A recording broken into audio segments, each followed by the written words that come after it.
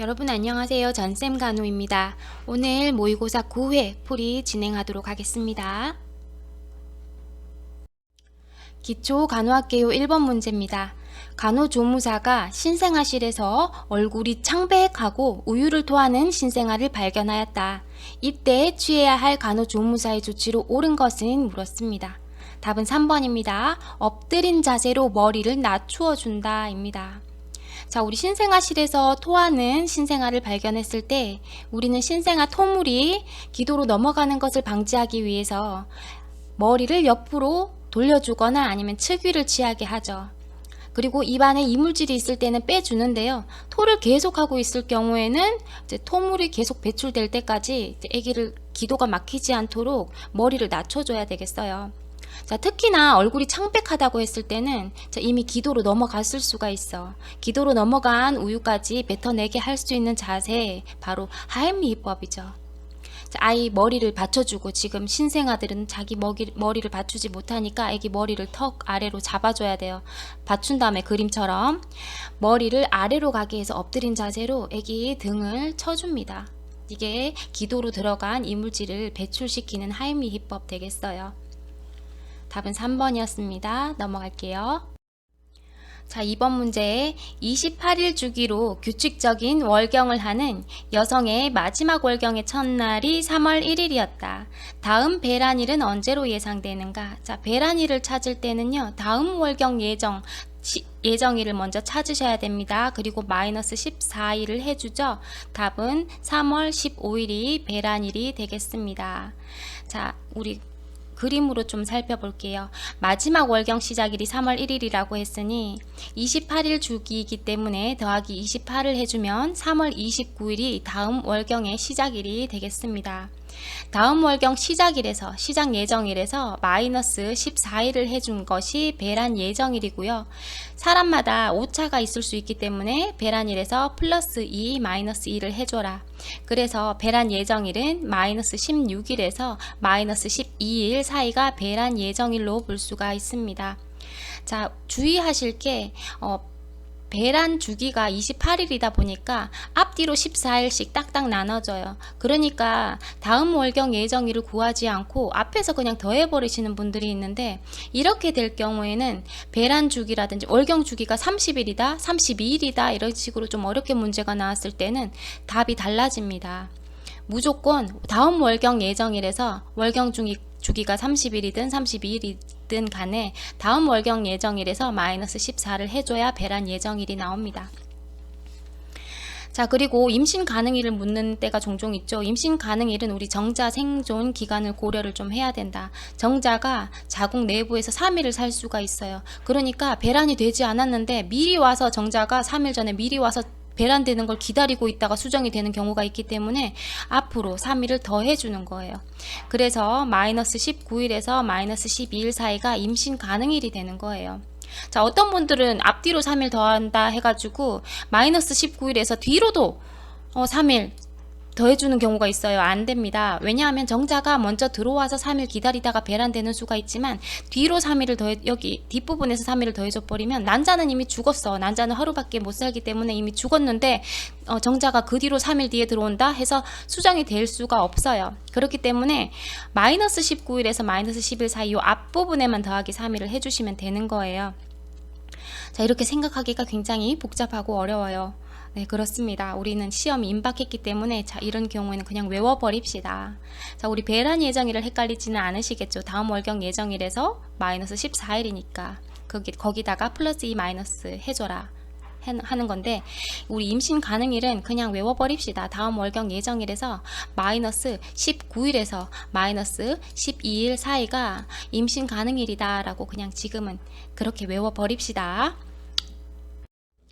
3번, 우심방이 최고로 이완되었을 때의 압력을 말하며 심장의 수축과 수축 사이에 휴식기 혈압을 일컫는 말로 옳은 것은 답은 4번 이완기압이죠. 확장기압이라고 합니다. 심장이 최대한 이완하고 있어요. 전신으로 순환을 한 혈액이 대정맥을 통해서 심장으로 되돌아와야 할 때 심장이 확장하고 있어요. 이완하고 있어요. 그때 대정맥에서 혈액이 심장으로 들어오게 되죠. 그때의 혈압을 이완기압이라고 하고, 반대로 최대로 수축해서 좌심실이 최대로 수축해서 전신으로 대동맥으로 내보내야 돼요. 혈액을. 그때는 수축기압이라고 하죠. 우리 혈액의 순환에 대해서, 심장의 순환에 대해서 어려워하시니까 여기서 한 번만 짚어보고 갈게요. 자, 좌심실에서 보통 시작을 하세요. 좌심실에서 어디로 나가냐? 우리 좌심실 벽이 심장의 벽 중에서, 근육 중에서 가장 두꺼워요. 그 이유는 전신으로 혈액을 내보내야 되기 때문에, 압력을 많이 받기 때문에 그래요. 이제 좌심실에서 출발합니다. 어디로? 전신으로요. 가장 큰 동맥인 대동맥을 통해서요.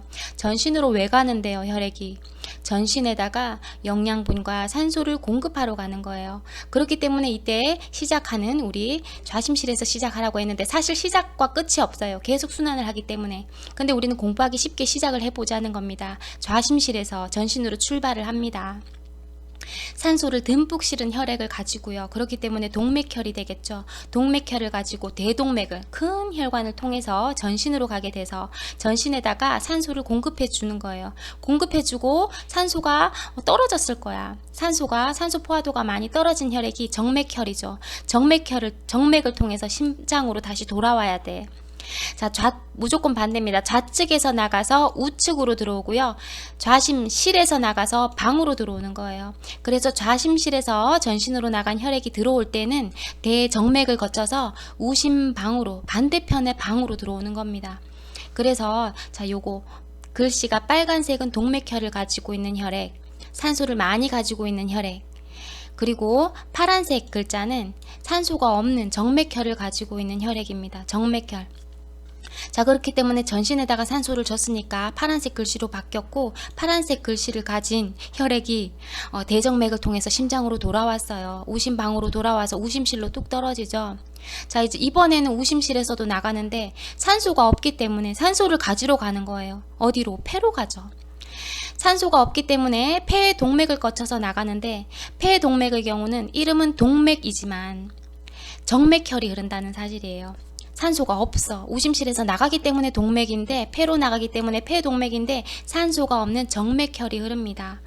자, 그래서 폐로 가서 드디어 가스 교환이 이루어지게 되죠. 이산화탄소는 내보내고 산소를 다시 혈액에 가득 품고 돌아와야죠. 폐 정맥을 통해서 어디로? 우측에서 나갔으니까 좌측으로, 실에서 나갔으니 방으로 들어옵니다. 반대편인 좌심방으로 들어오게 돼서 좌심방에서 다시 좌심실로 뚝 떨어지면서 다시 전신으로 혈액을 내보내게 되는 거예요.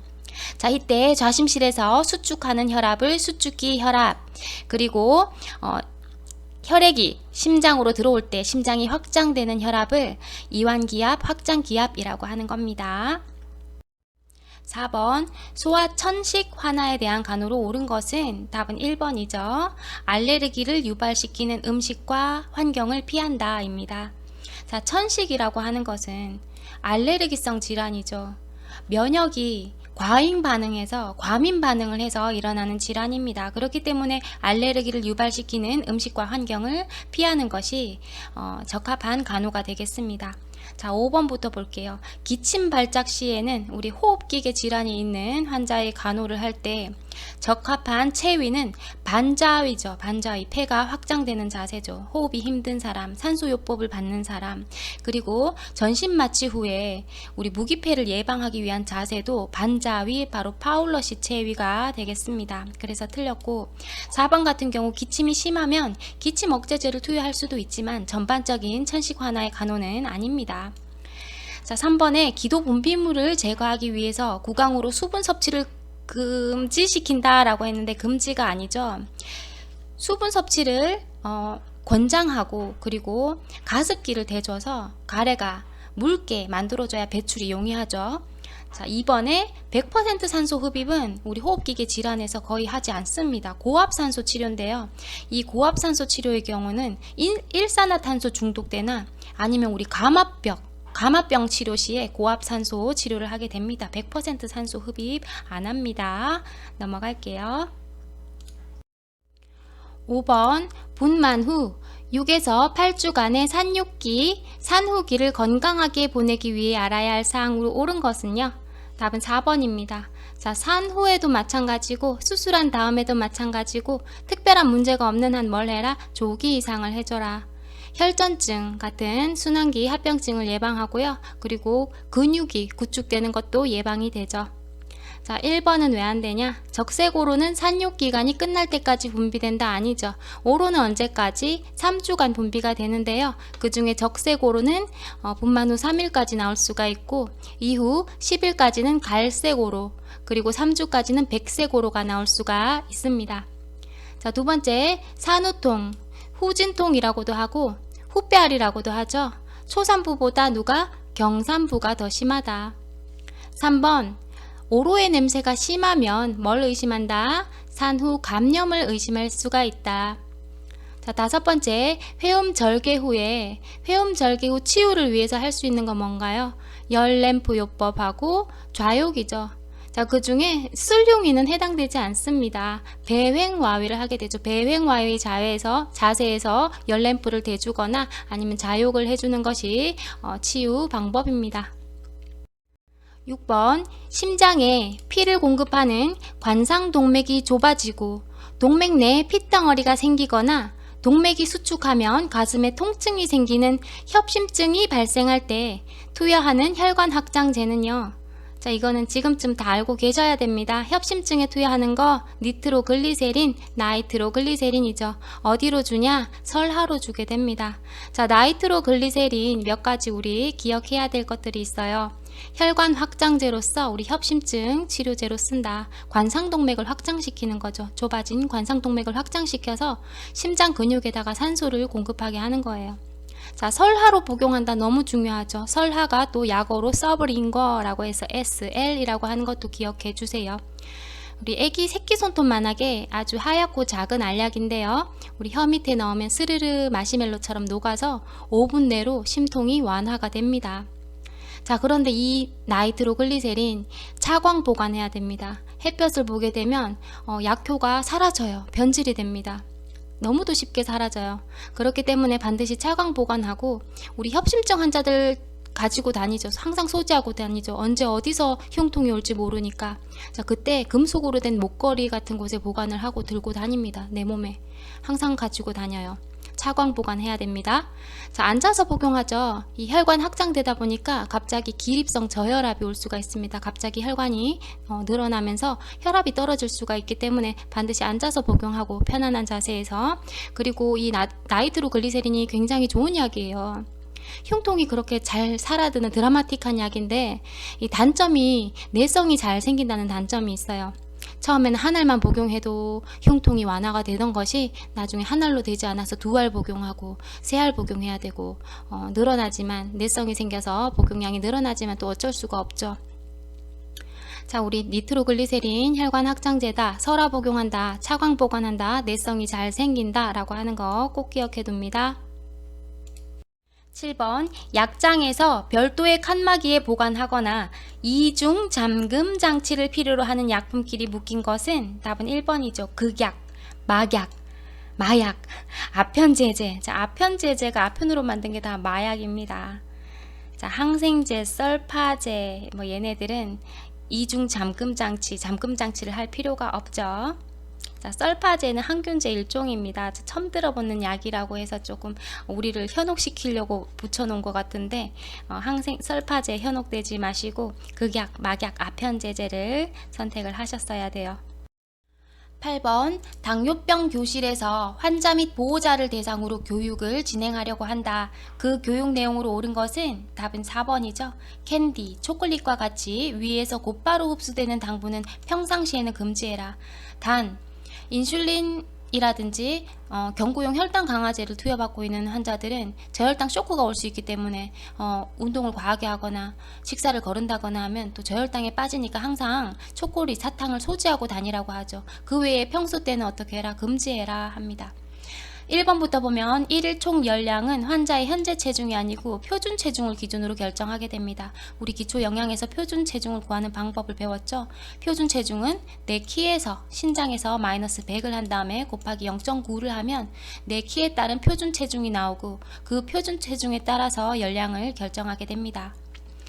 자, 2번 탄수화물 음식을 절대로 주면 안 된다는 아니죠. 탄수화물 우리 몸에 꼭 필요한 영양소예요. 특히 뇌세포는 우리 포도당만을 에너지원으로 하기 때문에 반드시 탄수화물을 복용을 해야 되는데 어떻게?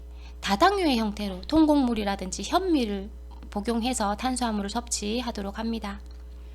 3번 혈당을 낮추기 위해 인슐린 치료가 필수적이 아니죠. 제1형 당뇨병이 있고 제2형 당뇨병이 있는데 제1형 당뇨병인 경우는 소아당뇨가 많고 선천적인 거예요. 태어날 때부터 당뇨인 거야. 태어날 때부터 인슐린 분비가 안 되는 거야. 그렇기 때문에 인슐린 치료가 필수적일 수가 있어요. 그러나 우리가 평범하게 살다가 40대쯤 돼서 건강검진을 했더니 당이 있대. 나한테 당뇨기가 있대. 이런 경우는 대부분 뭐다? 제2형 당뇨인 거예요. 제2형 당뇨는 식이 조절 그리고 체중을 좀 줄여보고 좀 운동을 하고 해서 혈당이 조절이 되면 좋고요. 그렇지 않으면 경구용 혈당 강화제를 복용하게 하죠. 인슐린은 뭐다? 최후의 보루다. 약으로도 조절이 안 되면 인슐린을 맞긴 맞아야 되죠. 그렇기 때문에 인슐린 치료가 필수적인 것은 아닙니다. 자, 5번 같은 경우 합병증이 없는 제2형의 당뇨 환자는 고열량 식사를 주어도 된다? 아니요. 고열량 식사를 주어도 되는 당뇨병은 없습니다. 그리고 합병증이 없는 당뇨가 어딨어요. 제2형 당뇨라도 당 조절이 안 되고 혈당이 계속 높으면 당뇨발이라든지 그리고 시력을 잃는다든지 하는 당뇨병 합병증이 생길 수가 있습니다. 그래서 혈당 조절이 굉장히 중요합니다. 넘어갈게요. 9번 관상동맥 폐쇄구로 심근의 혈액 공급이 차단되어 흉통을 호소하는 급성 심근경색증 환자 간호 중 옳지 않은 것은 답은 5번이죠. 모르핀, 우리 통증 조절을 위해서 모르핀 줄 수 있습니다. 심근경색증 환자 같은 경우에 모르핀을 어떻게 줘라? IV로 줘라. 정맥주사 또는 혈관주사로 주라 하죠. IM은 뭔가요? IM은 근육주사죠. 자, 우리 약어도 이제 다 아셔야 됩니다. IM은 근육주사, IV는 정맥주사입니다. 모르핀은 심근경색증 환자에게 필요한 약물인데 반드시 근육주사가 아닌 IV로 투여해야 합니다. 그래서 5번이 옳지 않습니다. 자, 모르핀을 근육주사로 줬을 때 우리 심근경색증 환자들 같은 경우 심장 효소 검사를 하게 되는데 심장도 근육으로 되어 있잖아요. 근육의 효소를 검사하는 건데 모르핀을 IM으로 줬을 경우에는 그 효소 검사 수치가 정확하지가 않습니다. 그렇기 때문에 모르핀 IV가 답이 되겠고요. 자, 가장 중요한 건 뭐예요? 급성 심근경색증 환자에서 가장 우선적으로 해줘야 되는 건 바로 산소 공급입니다. 심장 근육에 혈액 공급이 안 돼가지고 흉통이 나타나는 거예요. 자칫하면 심근이 점점 괴사되면서 심장 세동, 심실 세동 같은 것들이 오면서 생명에도 또 위협을 가할 수가 있는 거기 때문에 산소 공급을 먼저 해주고 이때 자제는 반자위를 취해주고 EKG 모니터링을 계속 해주고 불필요한 산소 소모를 줄이기 위해서 절대 안정합니다. 그리고 변완화제도 투여하죠.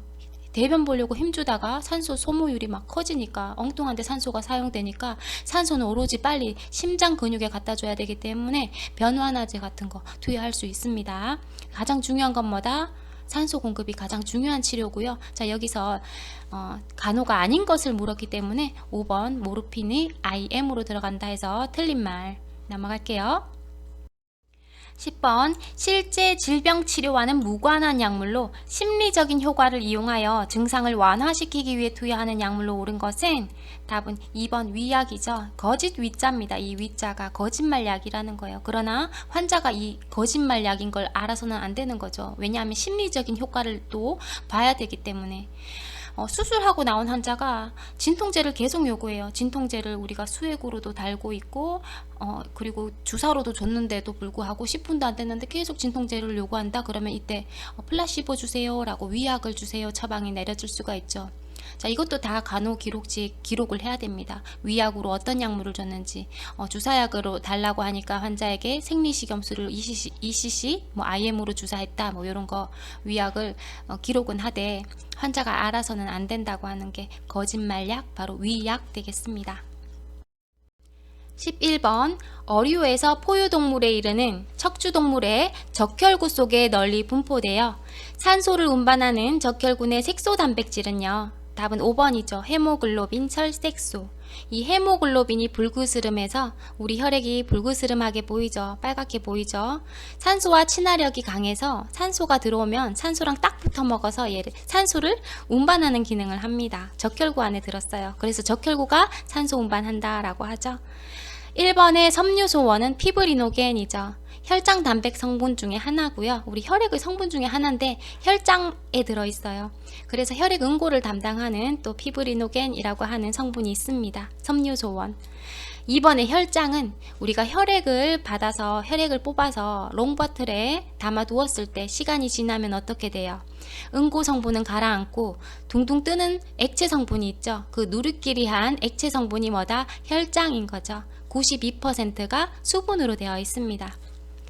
3번 혈소판은 우리 혈액을 또 오래 놔뒀을 때 가라앉는 성분 중에 하나죠. 가라앉는 성분을 우리 혈구 성분이라고 했는데요. 혈구 성분에는 적혈구, 백혈구, 혈소판이 있었죠. 그 중에 혈소판은 무슨 기능을 한다? 혈액 응고, 지혈을 담당한다. 자, 4번의 헤파린. 자, 헤파린도 우리가 간이 만드는 성분 중에 하나인데요. 피브리노겐하고 반대작용한다고 생각하시면 돼요. 피브리노겐은 혈액을 응고한다 했으면 헤파린은 혈액을 용해시키죠.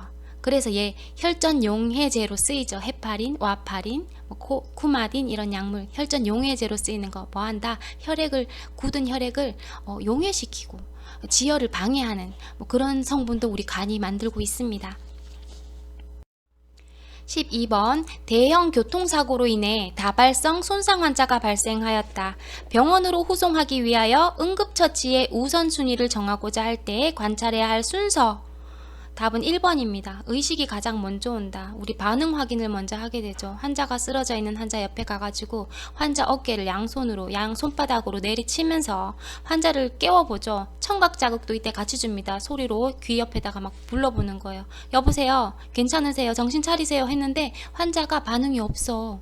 반응이 없으면 뭐 한다? 호흡을 확인해라. 환자 옷을 벗길 수 있으면 벗겨서 환자 코라든지 그리고 가슴이 오르내리는지 배가 오르내리는지 움직임을 살펴봐야 됩니다. 이때 호흡이 없으면 뭘 해줘라? 곧바로 심폐소생술 해야 되죠. 자, 그리고 출혈이 있으면 만약에 대출혈이 있으면 출혈로 인해서 뭐가 올 수 있어? 쇼크가 올 수 있어. 지혈을 시켜줘야 되겠죠. 큰 출혈은 지혈을 시키고 쇼크 처치 해주고 그 다음에 골절이 있으면 지지대로 지지를 해준 다음에 마지막에 후송이 와야 되는 겁니다. 자, 반드시 의식 확인 먼저 하고 그 다음에 호흡을 관찰해라. 우리 생명과 직결되는 걸 먼저 살펴보라 라고 하는 겁니다. 13번 운동장에서 축구를 하다 부딪혀 다리 골절이 의심되는 환자를 병원으로 이송할 때 염두에 두어야 할 사항은요. 답은 4번이죠. 부득이한 경우를 제외하고는 부목을 대기 전에 이동하지 않는 것이 중요합니다. 자, 골절이 의심되면은요, 부목을 먼저 대주는 게 중요하고 부목을 대기 전에 섣불리 움직였다가는 골절된 파편이 신경이라든지 근육을 손상시킬 수 있기 때문에 부목을 먼저 대주고 그 다음에 얼음찜질을 해줄 수가 있습니다. 자, 세균 감염, 우리 골절 부위가 외부로 노출되었거나 아니면 개방된 상처가 있을 때는 깨끗한 꺼즈 같은 걸로 소독을 좀 한 다음에 덮어둔 다음에 부목을 대주면 되겠습니다. 그러나 중요한 건 여기서 가장 염두에 두어야 할 사항을 물었으니까 4번이 더 맞는 답이 되는 거예요. 5번도 틀린 답은 아니지만 소독이 중요한 것이 아니고 소독한 다음 부목을 대는 것이 더 중요합니다. 14번 노인의 기억장애에 관한 설명으로 옳은 것은 답은 2번입니다. 우울과 뇌질환 때문에 많이 나타난다. 우리 알츠하이머, 치매 같은 경우 뇌질환, 그리고 치매도 우울성 질환이죠. 우울증이 있는 환자에게 더 잘 발생하죠. 1번에 전진성 기억 상실이 많죠. 최근 기억을 잘 못합니다. 3번 반드시 질환과 관련되어 나타나는 것도 아닙니다. 4번 단기 기억은 감소되고 장기 기억은 증가하죠. 두 개가 바뀌었습니다. 장기 기억, 옛날 기억은 더 또렷해지면서 최근 기억을 하지 못하게 되는 거. 5번 가정에 있는 노인이 양로원에 있는 노인보다 기억장애가 덜하죠. 양로원으로 딱 모시게 되면 노인들이 약간 우울증이 겹치면서 자기를 포기하게 되세요. 아, 나 버려졌구나 하는 그런 생각 때문에 기억장애가 더 심하게 옵니다.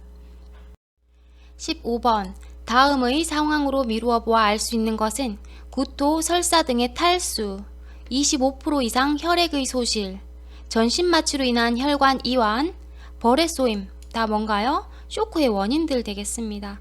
우리 탈수라든지 화상이라든지 출혈로 올 수 있는 것이 저혈량성 쇼크고, 그리고 우리 혈액 마취라든지 척추 손상으로 올 수 있는 것이 또 신경성 쇼크, 그리고 벌에 쏘이거나 약물에 의해서 과민 반응에 의해서 또 나타날 수 있는 쇼크가 아나필락틱 쇼크였습니다. 답은 5번. 16번 배뇨 기능 장애에 있어 핍뇨로 간주할 수 있는 시간당 소변량으로 옳은 것은요. 답은 2번 30cc입니다. 30ml. 자, 우리 핍뇨는 외워두셔야 됩니다. 시간당 1시간에 30cc 이하의 소변을 핍뇨가 있다라고 합니다. 핍뇨, 소변이 많이 줄었습니다. 하루 총 1일 계산했을 때 하루 총 소변량이 400에서 500cc, 400에서 500ml 밖에 되지 않는 걸 핍뇨라고 합니다. 우리 성인의 정상 하루 소변량은 1.5리터에서 2리터는 되죠. 수분 섭취량과 같습니다. 보통 2리터라고 생각하시면 돼요. cc로 하면 2000cc. 그런데 하루 400에서 500cc 밖에 안 나왔어. 이건 핍뇨라고 합니다. 반드시 알아두셔야 되는 내용입니다. 시간당 30cc, 하루 총 4, 500. 핍뇨라고 하고요. 무뇨는 소변이 아예 안 나오는 걸 말하죠. 하루에 총 소변량이 100cc도 안 되는 거, 하루 100도 안 되는 건 이건 소변이라고 볼 수 없어. 소변이 아예 안 나왔다라고 봅니다. 하루 100cc 이하는 무뇨라고 합니다. 자, 핍뇨와 무뇨는 반드시 암기해 주세요. 17번 심장질환이 있는 환자가 부종이 있을 때 염분을 제한하는 이유는요. 답은 4번이죠. 염분은 조직 속에 수분을 축적하는 성질이 있기 때문에 수분을 축적하니까, 조직의 수분을 축적하니까 이게 뭡니까? 이게 바로 부종인 거죠. 우리 염분, 나트륨, 소디움은요, 삼투압을 조절하는 전해질이죠. 그렇기 때문에 소듐이 많이 축적이 되면 부종이 발생합니다. 삼투압과 연관이 있습니다. 그래서 우리 부종이 있는 환자들 제한하는 것 두 가지는 수분과 염분이죠. 우리 심장질환이 있는 환자들 염분 제한해야 됩니다. 자, 1번에 소변으로 염분이 많이 배출되기 때문에, 자, 소변으로 염분을 많이 배출시키는 건 누구예요? 얘는 포타슘이에요. 칼륨. 그래서 우리 심장질환, 고혈압 있는 환자들 염분 배출을 위해서 많이 복용하라는 거, 많이 섭취하라는 게 바로 칼륨이에요. 바나나, 오렌지 많이 먹어라. 칼륨을 섭취함으로써 나트륨을 배설해낼 수 있다. 나트륨은 심장질환에 좋지 않아. 부종을 유발해. 아셨죠? 넘어갈게요. 18번 위암 판정을 받고 위절제 수술 후 항암제를 투여받고 있는 환자를 간호할 때 가장 중요한 건 뭡니까? 바로 감염의 예방이죠. 지금 항암제를 투여받고 있거나 아니면 백혈병 환자거나 아니면 에이즈의 급성기에 있는 환자들 같은 경우 면역이 굉장히 저하되어 있습니다. 면역이 떨어져 있다는 말은 뭐냐? 외부에서 항원이 침입했을 때, 세균이라든지 바이러스가 침입했을 때 내 몸이 싸울 능력이 없다는 말이에요. 항체가 제 기능을 못한다는 말이에요. 자, 그래서 이런 항암제를 투여받고 있는 환자나 백혈병 환자들 뭐 합니까? 양압 격리하는 이유이기도 하죠. 외부로부터 내 몸을 보호하기 위해 격리하는 게 양압 격리 아니겠어요? 자, 그래서 답은 1번이 되겠습니다. 19번 치매로 입원 중인 80세 여자 노인 환자와 의사소통 시 주의할 사항은요. 답은 2번이죠. 이해하지 못할 때는 반복해서 이야기한다. 이해할 때까지 계속 반복해서 이야기해 줍니다. 자, 1번에 잘못된 내용을 논리적으로 설명한다. 노인 환자에게, 그것도 치매 환자에게 논리적으로 어떻게 이해를 시키려고 노력하면 안 되겠습니다. 계속 이해할 때까지 설명을 해주고 한 번에 한 가지씩 알려주도록 하고 간단 명료하게 설명해 주도록 합니다. 3번, 자, 어른이잖아요. 어린아이 대하듯 쉽게 말하면 그분을 무시하는 겁니다. 존중하는 태도로 항상 이야기하도록 합니다. 4번에 지시적인 거 안 되고요. 5번에 명령하는 거 안 됩니다. 자, 또 어떤 것들이 있을까요? 노인 환자에게는 몸짓, 손짓, 발짓을 이용하여 또 얘기를 하도록 하고 간단한 신체 접촉이 좋아요. 노인들에게는 친근하게 어깨를 잡아준다거나 손을 잡아준다거나 뭐 이런 신체 접촉이 가능하고요. 일상적인 어휘를 써서 한 번에 한 가지씩 알려주도록, 일하도록 설명을 해줘야 되겠습니다. 20번 질식분만, 질분만을 막 끝낸 산모가 회복실로 돌아왔다. 이때 관찰해야 되는 내용은요. 답은 1번이죠. 자궁의 수축, 맥박, 혈압을 측정합니다.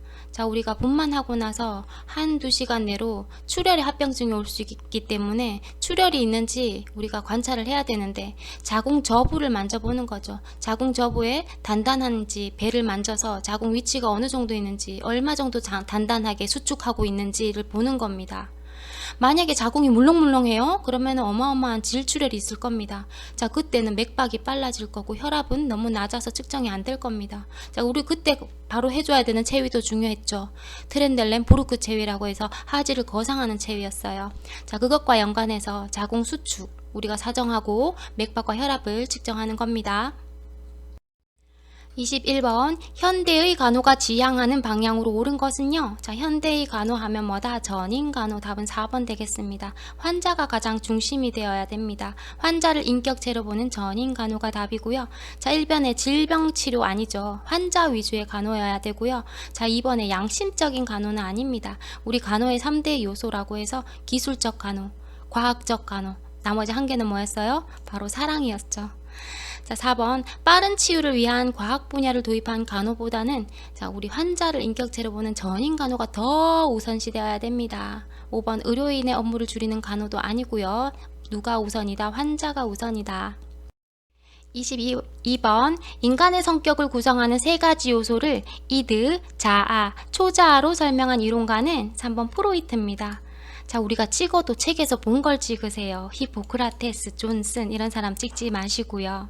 자, 우리가 에릭슨과 프로이트에 대해서 많이 다뤘고, 뭐 인지 발달 이론으로 피아제도 잠깐 언급된 적이 있었는데, 우리 이드, 본능, 그리고 에고, 자아, 슈퍼 에고, 초자아는 이 프로이드가 정신 분석학계에서 굉장히 유명합니다. 우리 아동 간호에서는 주로 심리 성적 발달 시기라고 해서 프로이드의 뭐 구강기나 항문기 뭐 이런 거에 대해서 배웠지만, 자, 사실은 이드, 자아, 초자아가 중요한 건 아니에요. 지금 문제로 나왔으니까 한번 보시면 되고, 더 중요한 건 이거잖아요. 영아 시기는 우리 리비도가, 쾌락이 구강에 가 있어서 엄마 젖을 빨면서 그리고 구강으로 탐색하는 시기라서 구강기라고 한다 하는 거고, 유아는 우리가 대소변을 가릴 줄 알게 되면서 항문으로 쾌감을 느끼는 항문기라고 한다라고 하는 거. 학년 전기에 성기에 관심을 보이면서 유아 자위행위 하는 것도 볼 수가 있습니다. 자, 성기기라고 하죠.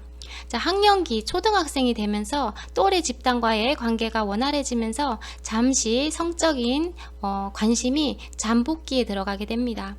그리고 청소년기에 2차 성징을 겪으면서 이제 생식 기능이 발달되면서 이제 폭발하죠. 성적인 관심이. 그게 생식기였습니다.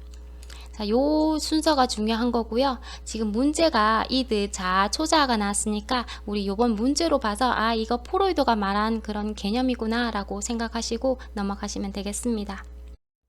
23번 55세 여성 K씨는 자신도 모르게 소변이 흘러나와 당혹스러운 경험을 자주 겪게 되었다. 요실금 환자에 대한 간호로 옳은 것은요? 답은 3번이죠. 환자에게 규칙적으로 변기를 떼어준다, 또는 규칙적으로 소변을 보게 한다, 규칙적으로 화장실에 모시고 간다. 자, 이것이 적당한 요실금 환자에 대한 간호입니다. 요실금이 있다고 해서 처음부터 기저귀를 채워서도 안 되고요. 유치도뇨관을 삽입해서도 안 됩니다. 자, 1번 환자 사생활 보호를 위하여 격리시킨다고 했는데, 감염병이나 격리시키지 요실금 한다고 격리시키지 않습니다. 2번 욕창 예방을 위해 베타딘으로 회원부 소독을 실시한다. 요실금이 있다고 해서 회원부에 욕창이 생기지 않습니다. 4번 운동을 제한하여 실금 횟수를 줄이도록 한다. 자, 아니죠. 요실금의 가장 좋은 운동이 뭐예요? 케겔 운동이죠. 케겔 운동, 등척성 운동, 뭐 이런 운동을 통해서 근육을 키워야죠. 5번 1일 수분 섭취량을 150 이하로 150? 제가 이거 잘못 쓴 건가요? 자, 1일 수분 섭취량 얼마입니까? 2리터 이상은 먹어야 되는데, 특히나 노인 같은 경우는 탈수도 잘 오고 피부도 건조하고 그렇기 때문에 수분 섭취를 더욱 권장해야 되죠. 요실금이 있다고 해서 수분 섭취량을 줄이게 되면 오히려 방광에 정체된 소변들 때문에 요로 감염이 올 수가 있어요. 감염의 위험성이 있기 때문에 더 수분을 더 많이 드시게 해야 됩니다. 그래서 자꾸 배출하도록 소변을, 방광을 자꾸 새로운 소변이 차서 배출하도록 그렇게 순환이 되도록 해줘야 되지, 요실금이 있다고 해서 수분 섭취량을 줄이는 건 간호가 아니겠습니다. 24번 성장 발달은 인간과 환경과의 역동적 관계에서 평생 동안 일어나는 양적 질적인 변화 과정이다. 신생아의 성장과 발달에 관한 특징으로 옳게 설명된 것은 답은 1번입니다. 머리에서 발끝 방향으로 발달이 되죠. 두미 방향이죠. 자, 2번은 거꾸로 됐죠. 중심에서 말초 방향으로. 중심이 먼저 발달하고 양쪽 사지가 길어져 나갑니다. 자, 3번 특수한 면에서 일반적인, 얘도 거꾸로 돼 있네. 일반적인 면이 먼저 발달하고 그리고 특수한 면이 발달되죠. 큰 근육이 먼저 발달되고요. 세부 근육이 발달이 되면서 먼저 주먹치기가 먼저 가능해지고 그 다음에 집게손가락, 8개월에 집게손가락 치기가 가능해지는 것처럼 중심이 먼저, 그 다음에 말초, 그리고 일반적인 것이 먼저, 그리고 특수한 것이 나중에 발달을 합니다. 자, 4번 대천문 닫히는 시기 같은 경우는 좀 외우라고 했죠. 언제? 12에서 18개월. 어느 시기와 같다고 했어요? 대변 가리는 시기와 같다. 12에서 18개월입니다. 그리고 양측 두정골 사이에 있는 것도 아니에요. 양측 두정골과 앞쪽에 있는 전두골 사이에 있죠. 그래가지고 다이아몬드 모양으로 이렇게 앞쪽 편에 있어요. 전두골. 12에서 18개월에 닫힙니다. 자, 5번 신체의 각 부분은 서로 다른 속도로 성장하죠. 신경은 서서히 발달하고 그리고 면역 체계도 서서히 발달이 되고 어떤 거는 좀 빨리 발달이 되고 우리 감각 같은 경우도 유아기에 걸쳐 학령 전기까지 시각이 계속 발달을 하고 이제 각 부위마다 성장 속도가 다르게 일어나고 있습니다. 답은 1번입니다. 25번 식균작용. 식균작용이 포식작용이라고 하죠. 포식작용을 하는 것은 뭐이고 혈액 응고에 관여하는 것은 뭐이다. 지금 우리 혈구 성분을 묻는 것 같아요. 혈액의 성분 중에 혈구 중에 적혈구, 백혈구, 혈소판 중에 찾는 문제인데 그 중에 식균작용을 하는 것, 우리 몸에 면역작용을 하는 것은 백혈구, 혈액 응고에 관여하는 것은 뭐다? 혈소판 되겠습니다. 자, 남은 한 가지 적혈구는 산소 운반, 이산화탄소 운반을 하는 것이 바로 적혈구였죠. 자, 26번 임신 기간 중 발생할 수 있는 임신 중독증은 태아와 산모의 건강에 악영향을 미칠 수 있는데 의심되는 증상으로 옳은 것은요. 자, 우리 임신 중독증의 3대 증상은 반드시 외우라고 했습니다. 답은 1번이고요. 임신 중독증의 3대 증상은 고혈압과 부종과 단백뇨죠. 임신 중독증을 임신성 고혈압이라고도 합니다. 고혈압, 부종, 단백뇨가 3대 증상입니다. 자, 그럼 임신 중독증을 진단하기 위한 검사를 묻는 문제도 있죠. 고혈압을 알려면 혈압을 측정해 볼 수 있고 부종을 알려면 체중을 측정합니다. 그리고 단백뇨를 알기 위해서 소변 검사를 하게 되죠.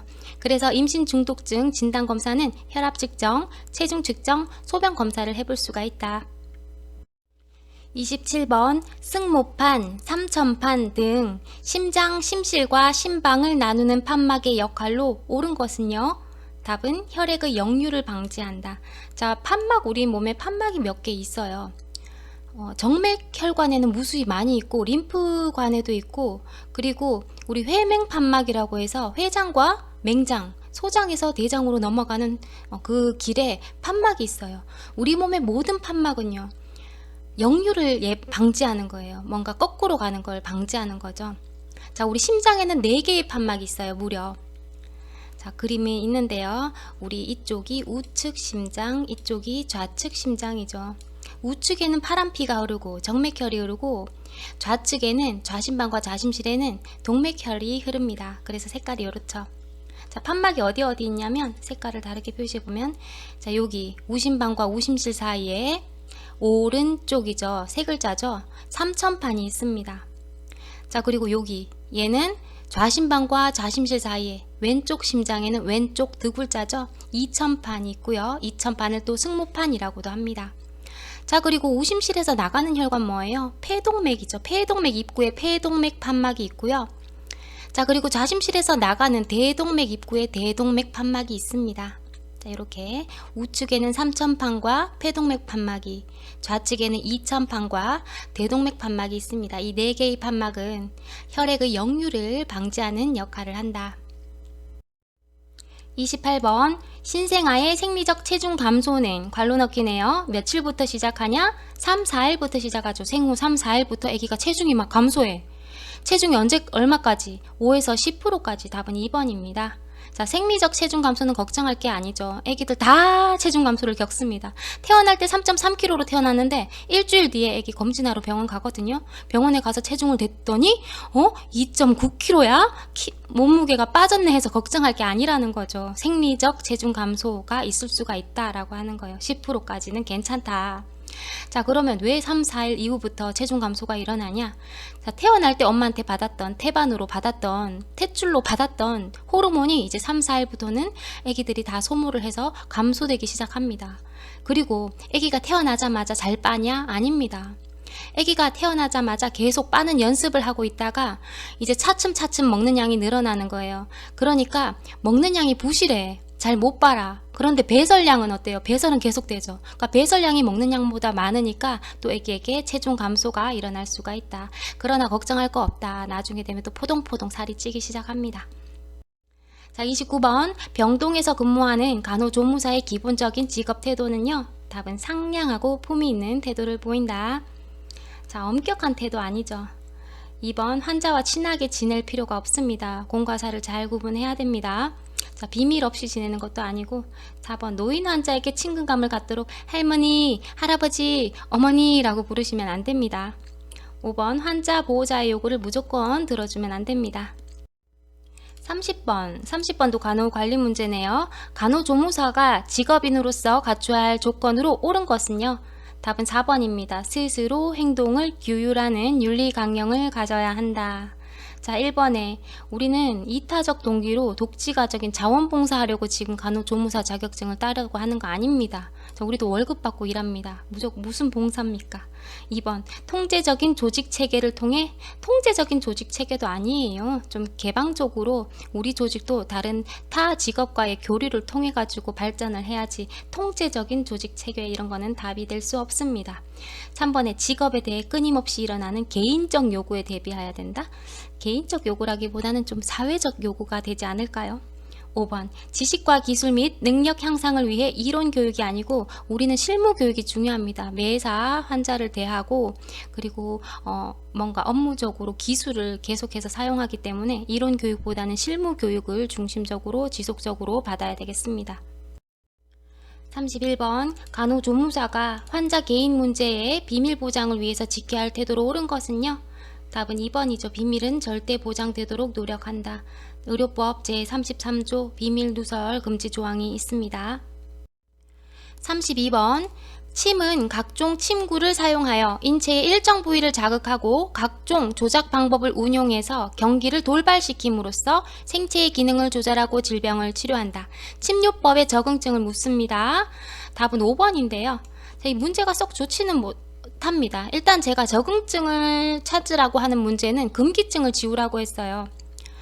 자, 고환염일 때 고환에 놓지 않습니다. 폐질환일 때 폐에 놓지 않습니다. 그리고 급성질환, 심장질환 환자에게는 침을 놓지 않는 게 맞습니다. 그리고 출혈이 있을 때도 침을 놓지 않습니다. 우리 침요법의 금기증을 한번 살펴봐요. 침 금기사항으로는 몹시 피곤하거나 몹시 배가 부르거나 또는 몹시 배가 고파도 침을 놓지 않고요. 너무 피로하거나 또 갈증이 심할 때 그리고 음주를 했을 때는 침을 놓지 않습니다. 그리고 우리 책에 어떻게 나와 있냐면 안구, 고막, 심장, 폐, 후두, 고환, 외생식기, 유두 부위에는 침을 놓지 않습니다. 지금 여기 보기에서는 폐 질환에는 침을 놓지 않는 게 아니고 폐 질환에는 폐에 침을 놓지 않습니다. 호흡기 질환에도 침을 놓습니다. 천식에도 침을 놔요. 그런데 지금 여기 문제가 썩 이렇게 예전 오래전의 문제라서 썩 좋은 문제는 아니라고 봅니다. 자, 고환염일 때도 고환에는 놓지 않습니다. 자, 그리고 임산부의 태아 위치에 침을 놓지 않죠. 임신 초기에는 하복부, 요부, 천부, 요부는 요골 부위, 천부는 천골 부위. 태아 위치에는 놓지 않습니다. 원래 임산부도 침 맞습니다. 임신 5조라든지 태아 위치 교정할 때도 침을 놓긴 하는데 지금 태아 위치에 안 놓는 거지 임산부가 못 맞는 건 아닌데 어떤 문제는 임산부라고 해놓고 금기사항으로 나와 있어요. 자, 이거는 문제와 제일 잘 맞는 항목이 있으면 그 항목을 선택을 하시면 되고요. 임산부도 놓긴 놓습니다. 정확하게는. 그리고 급성 심장 질환자는 절대 놓으면 안 되고, 출혈 환자, 암 환자도 암 부위, 암 조직 부위에는 침을 놓지 않습니다. 자, 여기서는 답은 5번이라고 나와 있는데 조금 좋지 않은 문제. 폐질환, 폐질환을 폐에는 놓지 않는다라고 해야지 정확한 금기사항입니다. 33번 음압 펌프질로 관 속의 공기를 빼내어 경혈상 피부 표면에 흡착시켜 우려를 하여 치료하는 것은 부항이라고 하죠. 자, 부항 등에 주로 많이 뜨죠. 이렇게 부항 단지를 피부에 흡착시켜서 안에 공기를 빼서 진공 상태를 만들어서 그러면 피가 모일 거 아니에요. 동그랗게 피가 모이면 그 모인 어혈을 뚫어주는 거죠. 피를 빼냄으로써. 자, 그래서 어혈을 풀어주는 부항이 답이 되겠습니다.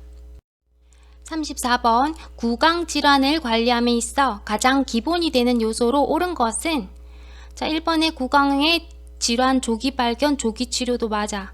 2번 6세 이전에 치아 불소 도포하는 거 맞아. 3번에 상수도에 불소 투입하는 사업도 중요한 거 맞아. 4번 개인위생도 무엇보다 중요하지. 그러나 가장 중요한 건 뭐다? 뭐니 해도 5번 올바른 칫솔질 양치질이다. 자, 기초간호학개요 마지막 문제 35번입니다.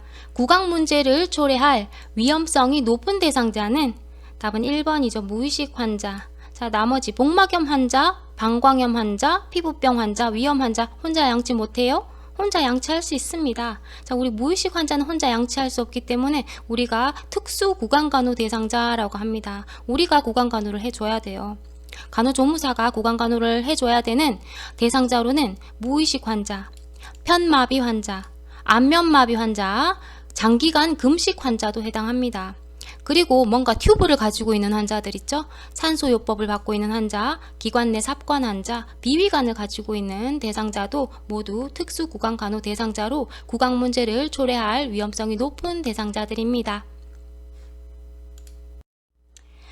자, 보건간호학개요로 넘어와서 36번 선진국이나 개발도상국 등 모든 국가에 적용될 수 있는 1차 보건의료의 개념에 대한 설명으로 옳은 것은 답은 5번입니다. 진료보다는 예방적인 면에 치중한다. 치료보다는 예방적인 면에 치중하고 있죠. 1차 보건의료의 개념은 예방적인 면이다. 자, 1번부터 보면은 구체적이며 특수의학적 접근법이 아니죠. 1차 보건의료는 기본적이고 보편적이고 포괄적인 접근법입니다. 2번 지역 주민의 소극적 참여가 아니라 적극적인 참여가 중요하다라고 해야 되겠습니다. 3번 높은 의료 수가에 의한 접근법이 아니죠. 자, 의료 수가는 주민들의 지불 능력에 맞게 측정이 되어야 합니다. 4번 의사와 간호사만을 통한 접근법이 아니라 보건의료팀 전체가 접근 가능해야 되겠습니다. 37번 엔테로톡신이라는 독소를 분비하는 것으로 우리나라에서 가장 많은 식중독이고 잠복기가 또 가장 짧은 것은 답은 3번 포도상구균, 포도알균 식중독 되겠습니다. 자, 포도상구균 식중독을 정리를 해두세요. 독소형 식중독입니다. 우리 세균성 식중독에는 독소형과 감염형으로 분류가 되죠. 그 중에 독소형 식중독 3가지 기본적으로 알고 계셔야 됩니다. 우리 이렇게 외웠죠? 포도맛, 웰치스는 보통 독해 이렇게 외웠습니다. 자, 그렇지 않으면 보라색, 포도맛, 웰치스는 독해 이렇게 외우든 저렇게 외우든 기본적으로 알고 계셔야 됩니다. 자, 포도상구균 독소형 식중독이고 우리나라에서 가장 많이 발생합니다. 잠복기가 가장 짧은 특징이 있습니다. 자, 장독소, 엔테로톡신이라고 하는 독소를 분비를 하는데요. 얘는 끓여도 사멸하지 않습니다. 파괴가 되지 않습니다. 보통 독소형 식중독들이 파괴가 안 됩니다. 삶아도 끓여도. 상온에 오래 둔 유통기한 지난 케이크라든지 김밥에서 탄수화물류에서 잘 발생을 합니다. 포도상구균 자 정리해 둡니다. 자, 1번에 장염비브리오균 식중독. 자, 장염비브리오균 하면 생각나는 음식 생선회, 어배류 생각나야 됩니다. 감염형 식중독입니다. 2번에 살모넬라 식중독, 감염형 식중독이죠. 돼지고기, 계란에서 발생합니다. 잠복기가 보통 24시간이고요. 저온 살균만으로도 사멸이 됩니다. 자, 4번에 보툴리누스 식중독, 우리 여기 들었죠? 보통 독해할 때 독소형 식중독이었습니다. 보툴리누스 식중독은 혐기성 균이에요. 얘는 산소가 없이 밀폐된 공간에서도 균이 자랍니다. 자, 엄청 독해요. 통조림, 소시지에서 발생하고요. 사망률이 매우 높습니다. 자, 5번에 장구균은 우리 대장균 생각하시면 되고요. 우리 장 내에 상주하고 있는 균 되겠습니다. 38번, 최근에는 치료보다 질병 예방이나 건강 증진이 더 강조되고 있다. 그 이유로 옳은 것은요? 답은 5번입니다. 일단 발병되면 잘 치료되지 않는 만성 퇴행성 질환이 증가하므로. 자, 만성 퇴행성 질환은 한번 생기면 완치라고 하는 게 없어요. 한번 생기면 계속 호전과 악화를 반복하다가 점점 나빠지죠. 그러니까 한번 생겼다 하면 매달 병원비가 나가는 거야. 의료비 지출이 있는 거야. 그렇다 보니까 또 얘는 또 예방이 가능하네. 생활습관을 바꿈으로 해서 만성질환 예방이 가능한 거예요. 또 이렇게 보니까 예방에 치중하는 것이 질병 치료에 중점을 두는 것보다 훨씬 비용이 적게 먹힌다는 거예요. 그러니까 질병 예방이 중시되고 있는 거죠. 답은 5번이고요. 자, 1번에 급성 감염병 질환이 증가함으로 아니죠. 만성 질환이 증가함으로입니다. 자, 의사 및 의료시설이 부족하진 않고요. 3번 같은 경우 의료비 감소를 예방하기 위하여가 아니고 의료비 증가를 예방하기 위해서겠지. 자, 그 외에도 건강생활습관의 중요성이 증대되었기 때문이고 의료비에 대한 사회적 부담의 증가를 막기 위함입니다. 인구 노령화로 인한 비전염성 질환이 증가하였고요. 자, 그리고 만성 퇴행성 질환이 증가하였기 때문에 질병 예방이라든지 건강 증진이 치료보다 더 강조되고 있습니다. 39번, 금연 프로그램에 참가하여 유지 단계에 있는 금연 대상자를 돕기 위한 지역사회 간호조무사의 역할로 옳은 것은요. 답은 유지 단계에서는 대상자에게 담배 유혹 대처법을 교육한다가 답이 되겠습니다. 금연 프로그램이 여러 가지 단계가 있습니다. 계획 이전의 단계, 계획 단계, 그리고 준비 단계, 행동 단계, 자, 그리고 마지막이 유지 단계입니다. 금연을 유지하는 단계 되겠어요. 자, 계획 이전의 단계는 아직 담배를 끊고 싶다는 생각이 전혀 없어. 담배가 해로운지도 모르겠어 하는 단계가 계획 이전 단계입니다. 자, 이 계획 이전 단계에 1번 금연의 유익성에 대해 정보를 제공하거나 담배의 유해 성분을 확인할 수 있는 실험에 참여시키거나 흡연으로 인해 폐암에 걸린 사례 사진을 보여주거나 흡연이 자신과 가족 건강에 미치는 영향과 위험성에 대해 교육하는 단계죠. 위험성을 알아야지 담배를 끊고 싶은 마음이 생기지. 그죠? 자, 계획의 단계에서는 담배가 해로운 건 이제 알겠어. 하지만 끊고자 하는 것은 아닌 단계입니다. 준비 단계는 이제 금연을 준비하는 단계입니다. 아, 내가 끊어야 되겠다. 언제부터 끊어야 되겠다 생각하는 단계가 준비하는 단계고요. 행동 단계가 이제 금연을 시작한 단계입니다. 6개월 이내를 말합니다. 자, 6개월 동안 금연을 하고 있으면 계속 행동 단계로 봅니다. 자, 얼마나 니코틴 중독이 독한지 오래 가는지 알겠죠?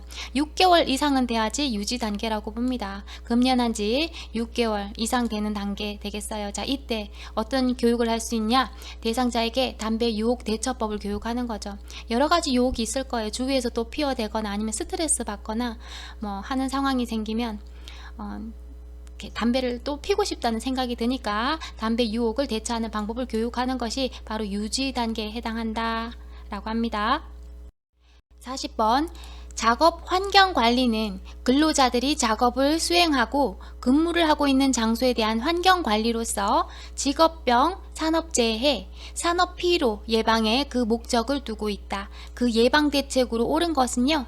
답은 5번이죠. 작업 환경을 개선해주고 개인 위생 보호구를 착용하게 합니다. 자, 1번에 야간 근로를 확대하는 것은 오히려 산업피로를 증가시키는 거죠. 2번에 전통적인 생산 기술로의 회귀는 아닙니다. 전통적으로 예전으로 다시 돌아갈 수 없어요. 작업자들이 고된 노동을 하고 휴식도 제대로 취하지 못했죠. 3번에 간헐적인 건강진단이 아니고 간헐적이란 말은 규칙적이지 않다, 뜨문뜨문하다라는 뜻이잖아요. 주기적인 건강진단이 되어야 되겠고 4번에 근무시간을 연장하는 게 아니고 근무시간을 단축시켜줘야 되겠죠. 41번, 우리나라에서는 낙동강, 한강 등 5대강 유역에 주로 분포하며 특히 낙동강 유역의 큰 유행지를 형성하여 그 지역 주민들의 발병률이 높은 기생충은 물었습니다. 자, 강가에는 뭔가요? 간흡충이죠. 강간.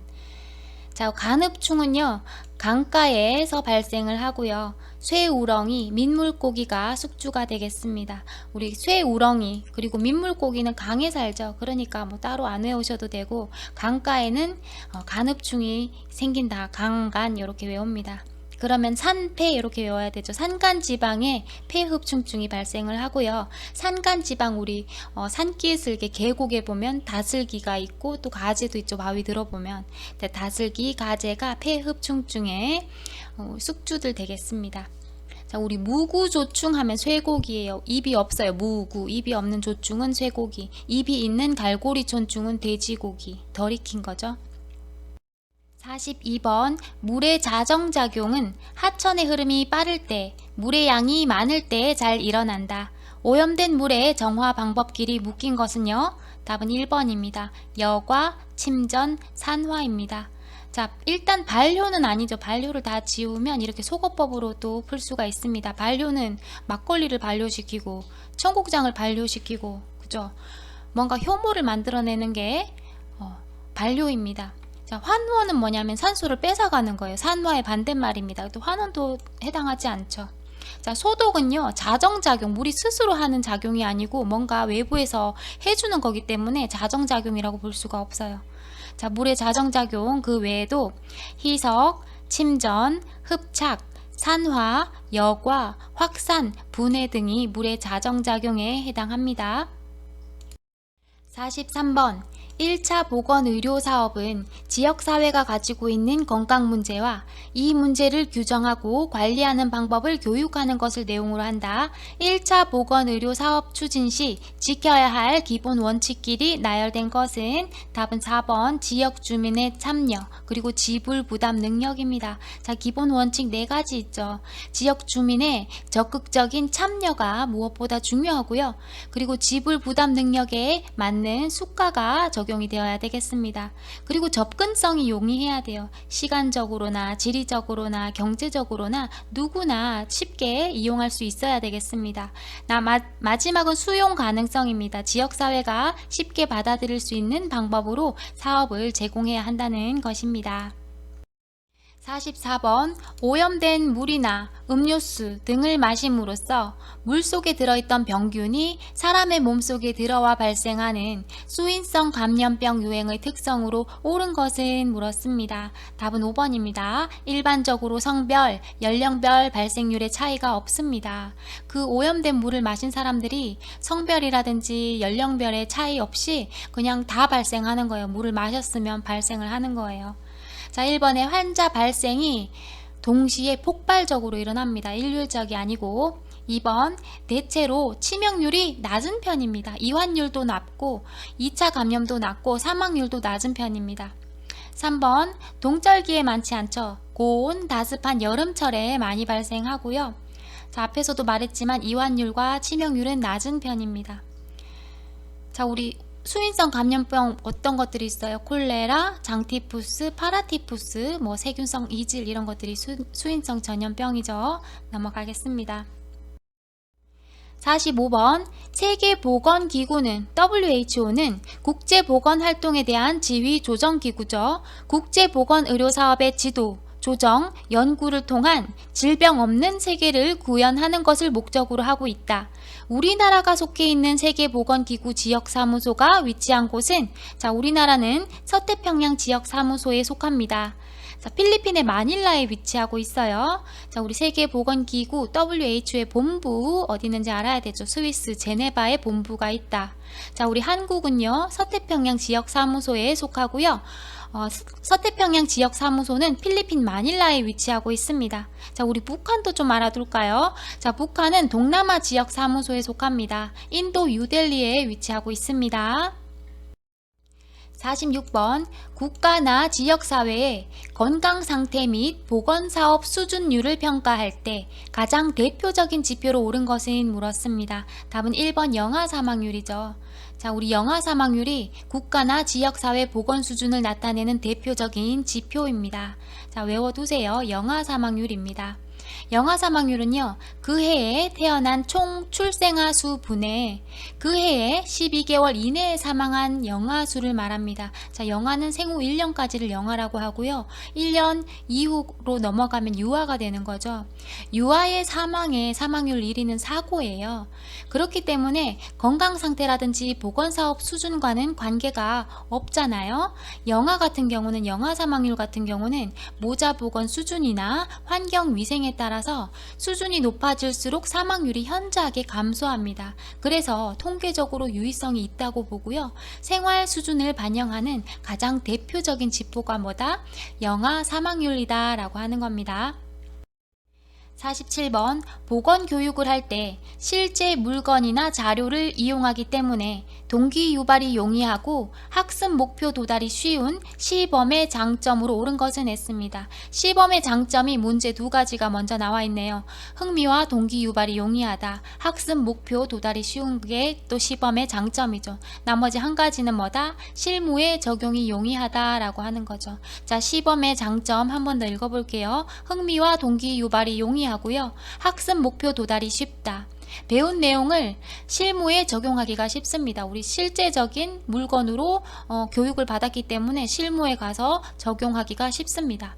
자, 시범의 단점도 알아야 되겠죠. 자, 나머지가 다 단점입니다. 경제적이지 못하고요. 왜냐하면 실무를 준비해야 되기 때문에 필요한 장비를 구입을 하는데 돈을 들여야 돼요. 그렇기 때문에 경제적이지 않다라고 하는 거고, 또 인원이 많으면 또 교육이 힘듭니다. 그렇기 때문에 인원에 제한을 둬야 되죠. 그리고 교육하는데, 준비하는데 시간이 많이 소모된다는 것이 또 단점 되겠습니다. 그래서 1번에 경제적이다 틀린 말, 2번에 많은 대상자에게 적용이 가능하지 않습니다. 4번에 준비 시간이 길고요. 5번에 보조 자료를 사용을 해야 되겠죠. 실물 자료를 준비를 해야 되겠습니다. 답은 3번. 48번입니다. 도심이 인위적 열 생산의 증가, 자연적 공기의 흐름 지연 등으로 변두리 지역보다 온도가 높아져 따뜻한 공기는 상승하고 도시 주위로부터 도심으로 찬바람이 흐르게 되는 현상으로 옳은 것은요, 바로 열섬 현상이죠. 자, 그림에서 보는 것과 같이 빌딩이 밀집해 있고 인구 밀도가 높아져 있습니다. 자, 이런 도심 지역에서 주변 지역보다 평균 기온이 1 내지 2도씨 정도 상승하게 되는데 그것을 열섬 현상이라고 하죠. 자, 이번에 산성비도 대기오염 현상 중에 하나죠. 비가 산성인 거예요. pH가 5.6 이하의 빗물을 말하고요. 공장이라든지 자동차 배기가스에서 배출된 황산화물이나 질소산화물이 공기 중에 떠 있다가 비가 내릴 때 같이 내리면서 농작물에 피해도 주고 건물도 부식시키죠. 자, 그게 산성비고요. 3번의 스모그 현상은 대기오염 물질들이 그냥 바람에 씻겨서 안 날아가고 안개구름을 형성해서 떠 있는 현상을 스모그라고 합니다. 온실 효과는 여러가지 대기오염 물질들 때문에 지구 온도가 상승하고 있죠. 그걸 온실 효과라고 하고, 5번에 오존층이 파괴돼서 얘도 공기오염 때문에, 대기오염 때문에 오존층이 파괴되죠. 대기층 중에 오존층이라고 하는 층이 파괴되면서 직사광선이, 자외선이 지구에 내리쬐면서 또 인류에 위협을 가하는 그런 현상을 말하겠습니다. 49번 6월에서 9월에 주로 발병하고 잠복기는 평균 24시간 저온살균법으로 사멸이 되며 고열, 복통을 수반하는 식중독 질환은요, 자, 우리 앞에서 풀이를 했었죠. 살모넬라 식중독입니다. 살모넬라는 감염형 식중독이었죠. 자, 우리 비브리오 식중독, 작년 비브리오 식중독 하면은 두 가지 음식, 생선회, 어패류 기억하라고 했습니다. 작년 비브리오도 감염형 식중독이었습니다. 이번에 보툴리누스 뭐예요? 포도맛, 웰치스는 보통 독해할 때 보툴리누스 식중독, 독소형 식중독이죠. 통조림, 소시지에서 나오고요. 혐기성 균이다. 산소 없이도 증식을 한다 하는 거죠. 3번의 웰치균은, 우리 웰치균은 따로 안 들었었는데 얘 웰치스죠. 독소형 식중독입니다. 어패류 조리식품, 육가공식품에서 발생을 합니다. 4번 포도상구균, 포도알균 식중독도 우리 독소형 식중독이었어요. 케이크, 김밥 유통기한 지나서 상온에 오래 두면 발생하는 것이 포도상구균 식중독이었다 했습니다. 아이스크림에서도 발생합니다. 5번에 살모넬라 식중독이 정답이죠. 살모넬라 식중독 돼지고기, 육류, 계란에서 발생하고 주로 여름철에, 그리고 잠복기는 평균 24시간, 저온 살균법으로 사멸되는 얘는 감염형 식중독이었죠.